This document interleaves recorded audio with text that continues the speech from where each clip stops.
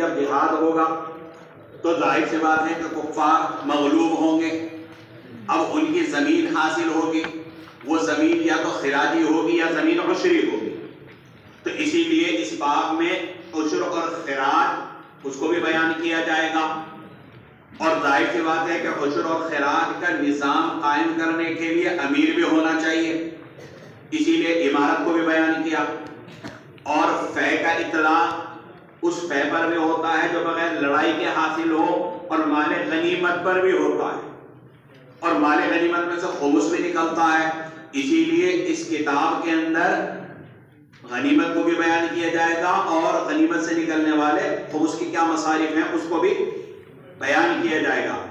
اور خراج کے ساتھ ساتھ جزیہ کو بھی بیان کیا گیا. تو گویا کتاب الخراج والفی والامارہ کی کتاب الجہاد کے ساتھ مناسبت ہے. درمیان میں جو ابواب آئے اگر غور و فکر کیا جائے تو ان کی بھی جہاد کے ساتھ کچھ نہ کچھ مناسبت واضح ہوتی ہے. باب ما یلزم الامام من حق الرعیت، امام پر رعایا کے کون سے حق لازم ہیں. حدثنا عبد الله بن مسلمة عن مالك عن عبد الله بن دينار عن عبد الله بن عمر أن رسول الله صلى الله عليه وسلم قال ألا كلكم راع وكلكم مسؤول عن رعيته. حضرت عبداللہ بن عمر کی روایت ہے، نبی کریم صلی اللہ علیہ وسلم نے فرمایا خبردار، تم میں سے ہر ایک ذمہ دار ہے اور تم میں سے ہر ایک سے اس کے ماتحت کے بارے میں پوچھو گی. فالامیر الذي على الناس راع عليهم وهو مسؤول عنهم، بس امیر لوگوں پر نگہبان ہے، نگراں ہے، اس سے ان کے بارے میں پوچھو گی. والرجل راع على اہل بیتہ وهو مسؤول عنهم، اور مرد اپنے گھر والوں کا نگہبان ہے، اس میں بیوی بچے بچیاں سب آ گئی، اس سے ان کے بارے میں پوچھو گی. والمرأة راعية على بيت بعلها وولده وهي مسؤولة عنهم، عورت اپنے شوہر کے گھر کی اور اس کے بچے کی نگراں ہے، نگہبان ہے، اور اس سے ان کے بارے میں پوچھو گی. والعبد راع على مال سيده وهو مسؤول عنه، اور غلام اپنے آقا کے مال کا ذمہ دار ہے، نگہبان ہے، اس سے ان کے بارے میں پوچھو گی. فَكُلُّكُمْ رَاعٍ وَكُلُّكُمْ مسؤول عن رعیتہ، تو تم میں سے ہر ایک نگہبان ہے اور ہر ایک سے اس کے بارے میں پوچھو گی. اس حدیث کا مفہوم بالکل واضح ہے کہ جو بھی ذمہ دار ہے، چاہے اس کے اوپر ملک کی ذمہ داری ہو، چاہے اس کے اوپر گھر کی ذمہ داری ہو، چاہے اس کے اوپر کسی ادارے کی ذمہ داری ہو، چاہے کسی دفتر کی ذمہ داری ہو، ہر ایک سے اس کے بارے میں پوچھ ہوگی کہ آپ نے اپنے ماتحتوں کے حقوق کو ادا کیا یا نہیں، آپ نے اپنی ذمہ داری کو پورا کیا یا پورا نہیں کیا. چنانچہ جو امیر ہوگا پورے ملک کا بادشاہ ہے تو پورے ملک اس کے اوپر ذمہ داری. اسی طریقے سے اگر مرد ہے تو مرد کی ذمہ داری میں اس کی بیوی اور اس کے بچے بچیاں جتنے بھی ماتحت ہیں جو اس کی ذمہ داری میں آتے ہیں تو اب ان کے بارے میں اس سے پوچھا جائے گا. وہ یہ نہیں کہہ سکتا کہ اگر اس کی اولاد نماز نہیں پڑھتی کہ یہ تو بالغ ہیں، کچھ سمجھدار ہیں، میرے اوپر ٹھیکہ تھوڑے ہی کہ نماز پڑھنے، اگر روزہ نہیں رکھتا تو میری ذمہ داری تھوڑے ہی ہے، اگر وہ غلط فیشن اختیار کرتا ہے تو میرے اوپر ذمہ داری تھوڑے ہی ہے. نہیں، پوچھ تاچھ ہوگی. یا اسی طریقے سے عورت وہ اپنے شوہر کے گھر کی، ایک تو وہ خود شوہر کی امانت ہے تو اس میں خیانت نہ کرے، اور شوہر کے مال کی حفاظت کرے، کوئی ایسا عمل نہ کرے جس سے شوہر کا مال برباد ہو. اور شوہر کی اولاد کی، کیونکہ عام طور پر شوہر جو ہے وہ تجارت کے لیے یا ملازمت کے لیے گھر سے باہر ہوتا ہے، صبح سے شام تک باہر ہوتا ہے، اور اگر دوسرے ملک میں ہے، دوسرے علاقے میں ہے تو مہینوں مہینوں سالوں سالوں کے لیے گھر سے باہر ہوتا ہے. تو اب اولاد کی اچھی تربیت اور پرورش وغیرہ یہ عورت کی نگرانی میں ہے. اگر اس نے خیانت کی تو اس سے اس کے بارے میں پوچھ تاچھ ہوگی. ایسے ہی غلام اپنے آقا کے مال کا ذمہ دار ہوتا ہے، اس میں خیانت کرے گا تو اس سے پوچھو گی. غرض یہ ہے کہ جو بھی ایسی ذمہ داری پر ہے اس کے ماتحت کچھ لوگ ہیں تو اس سے ان کے بارے میں پوچھا جائے گا. باب ما جاء فی طلب الامارۃ، یہ باب عمارت اور حکومت طلب کرنے کے بیان میں. حدثنا محمد بن الصباح البزار حدثنا هشيم اخبرنا يونس ومنصور عن الحسن عن عبد الرحمن بن سمرة قال قال لي رسول الله صلى الله عليه وسلم يا عبد الرحمن بن سمرة لا تسأل الامارة فإنك ان أعطيتها عن مسألة وكلت فيها إلى نفسك وإن أعطيتها عن غير مسألة أعنت عليها.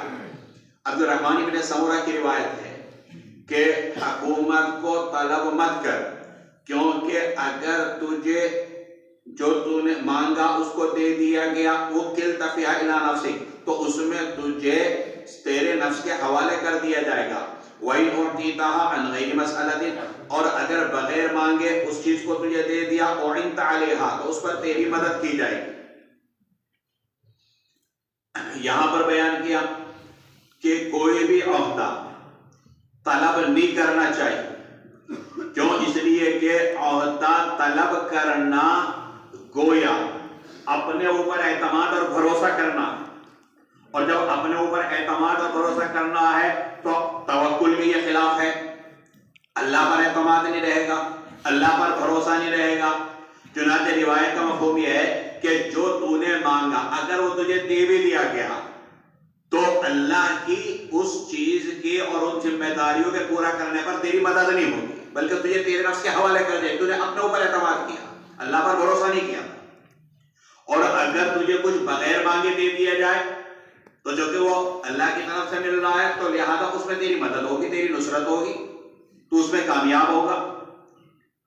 لیکن اگر مسئلہ یہ ہے کہ کوئی عہدہ ہے اور آپ کو معلوم ہے کہ میرے علاوہ کوئی اور اس عہدے کے مناسب نہیں،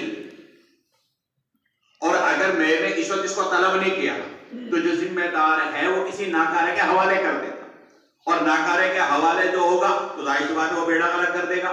تو ایسے موقع پر اگر آپ نے طلب کیا تو وہ اس ممانعت میں داخل نہیں.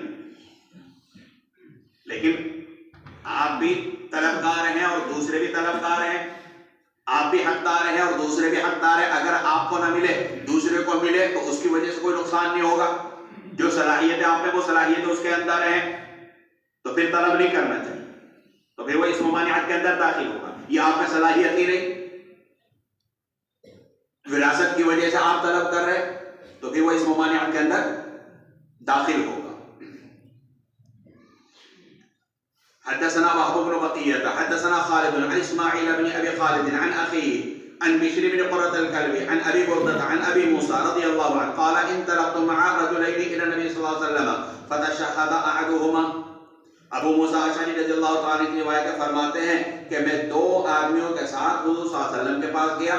فتشہد احدہما، ان میں سے ایک نے تشہد پڑھا یعنی خطبہ پڑھنا شروع کر دیا، اشہد ان لا الہ الا اللہ. ثم قال جئنا لتستعین بنا علی عملک، اور پھر کہنے لگا کہ اللہ کے رسول ہم آپ کے پاس آئے ہیں تاکہ آپ ہم سے اپنے کاموں میں مدد لیجئے، یعنی کسی علاقے کا گورنر بنا دیجئے. فقال الآخر مثل قول صاحب، دوسرے نے بھی ایسا کہا کہ اس کو ادھر کا ذمہ دار بنا دیجئے، وہ ادھر کا ذمہ دار بنا دیجئے. ایک کو باب طیب کا، ایک کو باب انور کا. فقال ان اخوانکم یا اخوانکم عندنا من طلبہ، نبی کریم صلی اللہ علیہ وسلم نے فرمایا کہ ہمارے سامنے جس نے طلب کیا اخوانکم، اس سے بڑا خائن کوئی نہیں. اس میں تفضیل کا صیغہ اخوانکم، تم میں سب سے بڑا خائن ہوا ہے کہ جو عہدہ طلب کرے. فاعتذر ابو موسیٰ الی نبی صلی اللہ علیہ وسلم وقال لم اعلم لما جاء له.